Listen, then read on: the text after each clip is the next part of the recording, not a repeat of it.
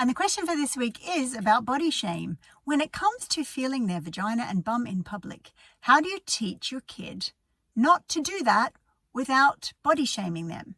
I say, you can do that in private, but I'm not sure if it's the right thing to say. Excellent question. And welcome back to Sitting in a Car. I'm Sarah Sproul and I sit in a car with you each week, answering a question to help you raise your confident and caring young person who respects themselves and the people around them.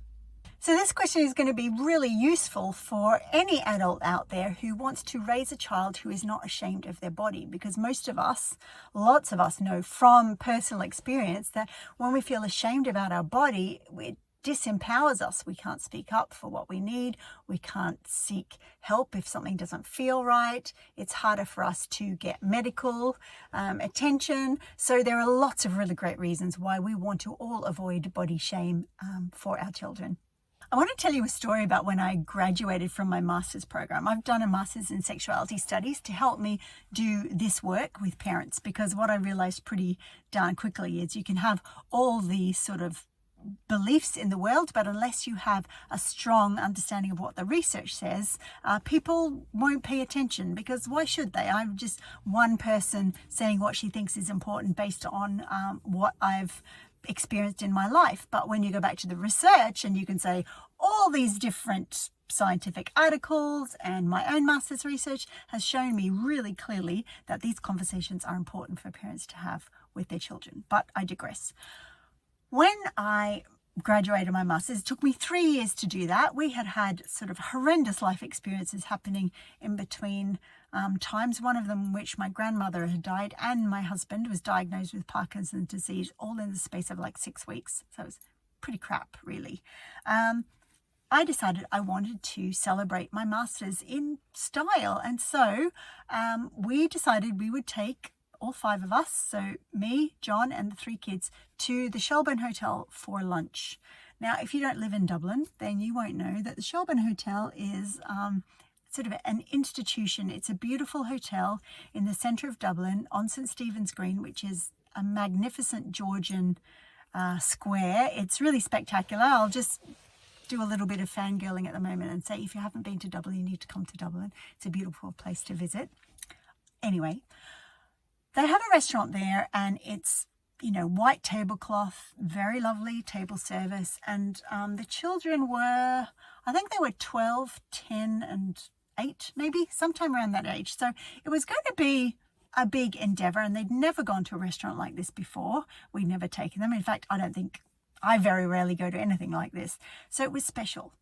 So we talked about what they were going to wear, that we'd all get to wear our nice clothes, and what table manners would they need to have, how would they order their food, what sort of behavior is appropriate if you need to go to the toilet in a restaurant like this. What would you do? Would you be allowed to run around, or would you walk carefully and slowly to where you had to go?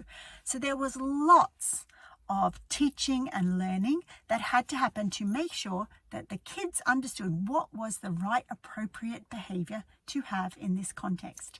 And this question about whether we touch our middle parts or our bottom or whatever in public is exactly the same thing. So let's get going. I'm going to give you 3 ideas of how to teach your kids about what's appropriate when touching your body and what sort of areas or spaces can they do that in. Let's go. So point 1, the first thing we need to say to our kids is that their bodies are awesome, because human bodies are spectacular things. They can do amazing stuff. And we can also say that because our bodies are so awesome and there's lots of really interesting different parts, that we need to learn the rules to make sure that we treat our body well and we look after it well. We also need to learn rules about our body so that nobody else around us can tell us we're wrong for doing the things we're doing, because there are lots of things that are really important to do for our body to keep us feeling healthy, to keep us feeling safe, and to keep us feeling happy. So point 1 is bodies are awesome. Point 2, there are different rules that we need to learn for different parts of our body. So, for example, when we go to the toilet and we've wiped the poo or the urine away from our body with paper, or water or whatever our culture says is the right way to clean that part of our body, we have to go to the basin and we wash our hands with soap and then we dry them very carefully. That's one of the rules about our body. But there's another rule about our body, which would be if we want to touch parts of our body that feel really nice, and our middle parts are often places that feel really nice, like that could be our vulva or our penis, we can definitely do that. We need to do that in a private place like a bathroom or a bedroom. And then after we've finished touching that nice part of our body that's really just for us, then we need to go and wash our hands as well. Here's another rule about our body, that there are parts of our body that we can show everybody, and that could be things like our hands and our face.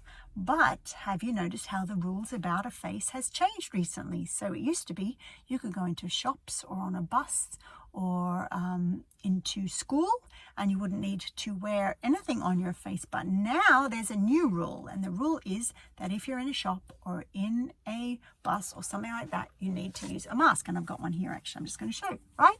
So there's a new rule about faces. So what we're teaching our kids is the rules about their middle parts or their genitals are just like rules about other parts. So when they grow up, there'll be another rule that oftentimes armpits can get smelly on a lot of people. And so one of the rules is that we wash to make sure that our smell isn't unpleasant to ourselves and isn't unpleasant to the people who love being around us. Point 3. Different parts of our body feel nicer than other parts of our body. So we're teaching our children that not all parts of our body are the same. For example, if I touch my lips with my finger, just gently, that feels quite nice. But if I did the same thing with my elbow, doesn't really feel like anything very much. If I went like this with my face, it feels one way. If I do it like this under my armpit, it feels another way, right? And one sensation might be nice and one sensation might be weird or just meh. Same sort of thing with our genitals. If we touch our genitals with our hands, it can feel different to other parts of our face. Like if I rubbed the palm of my hand like this, right, it might feel one particular way. If I rub my vulva or my penis or whatever I have, it's going to feel a different sort of way. So that each part of our body will feel different when we touch it. And one of our jobs growing up is to work out what our body feels like in all the different places. It's sort of like being a scientist and learning how our body works. And that's a job for kids to do.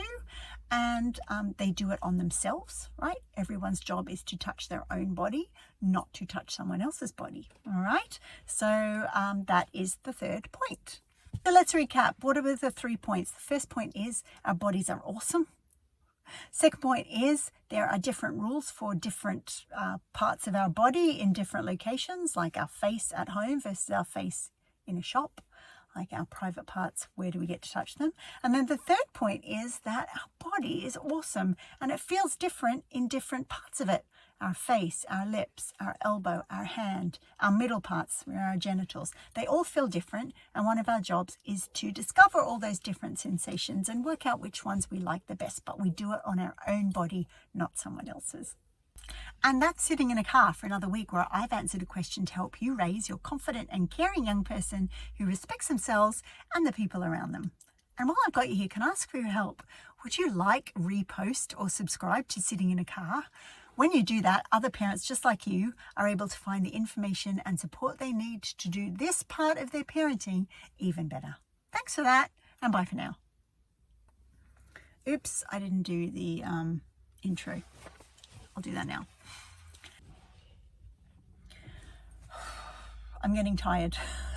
Let's keep going.